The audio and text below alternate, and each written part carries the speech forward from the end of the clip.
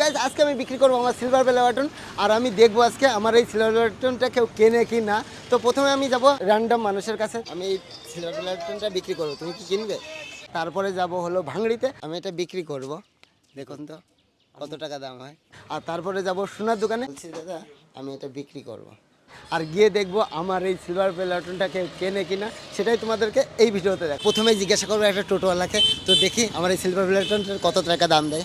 বলছে কাকু আমি এই সিলভার প্লেটটা বিক্রি করবো, তুমি কিনবে? আমাদের বিক্রি করবো। হ্যাঁ দেখো দেখো, না না না, ঘরে টাঙিয়ে রাখতে পারবে, মুখ দেখতে পাবে। আমার মুখ দেখা দরকার নেই, আমাদের মুখ দেখার লোক আছে।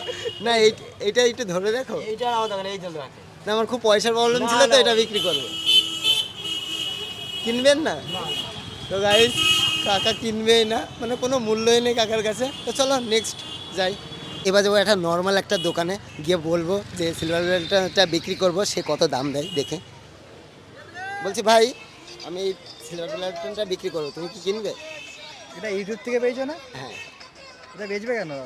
আমার খুব পয়সার প্রবলেম হচ্ছে তো ওই জন্য বিক্রি করবো। এটা তো বিক্রি করা যাবে না, এটা তো খুব কষ্ট করে পাওয়া একটা জিনিস, খুব কষ্ট করে হয়তো পেয়েছো, তো এটা বেচবা ফালতু। আর খুব ভালো জিনিস, এটা একটা খুব স্বপ্ন ছিল জিনিসটা ধরার, আজকে ধরলাম, হ্যাপি হলো আজকে খুব। কিন্তু তুমি এটা বেচো না, রেখে দাও, না বিক্রি আমার হবে না। এটা একটা দাম দিলেই হবে। এটা কোনোদিন বিক্রি হবে না, এটা অনেক কষ্টের জিনিস।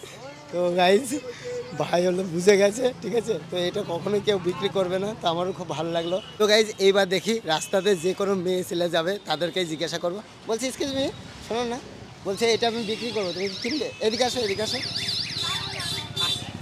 তো গাইস ডাইরেক্ট রিজেক্ট করছে, তো এটা ভ্যালুই দিল না। এই যে এবার যাবো হলো সোনার দোকানে, আর সোনার দোকানে গিয়ে জিজ্ঞাসা করবো যে এটা আমার কাছ থেকে কেনে কিনা। জুতোটা খুব,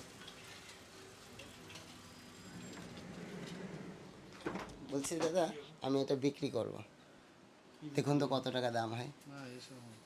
হবে না? কোনো দাম নেই? ভিডিও করো না, ভিডিও করো না, যাও। না কোনো দাম দেবেন না? এইসব জিনিস আমার হবে না?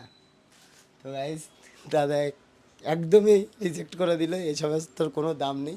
শোনা হলেই হতো, তো এটাই সিলভার আছে কিন্তু। ঠিক আছে, ঠিক আছে। তো গাইস দাদা বুঝে গেছে। লাস্ট ফিনিশিং চলে আসলাম ভাঙড়িতে, আর ভাঙড়িতে দেখি যে কত টাকা দাম দেয়। আসো, বলছি কাকু আমি এটা বিক্রি করব, দেখুন তো কত টাকা দাম হয়। আমি নিয়ে কি করব? না এটা বিক্রি করব, দেখুন তো কত টাকা। এক পয়সা হবে না। এক পয়সা হবে না? না। দেখো ভালো করে, সিলভার আছে কিন্তু। ও দেখে সিলভার নেই। নেই? না। এক পয়সা হবে না? না।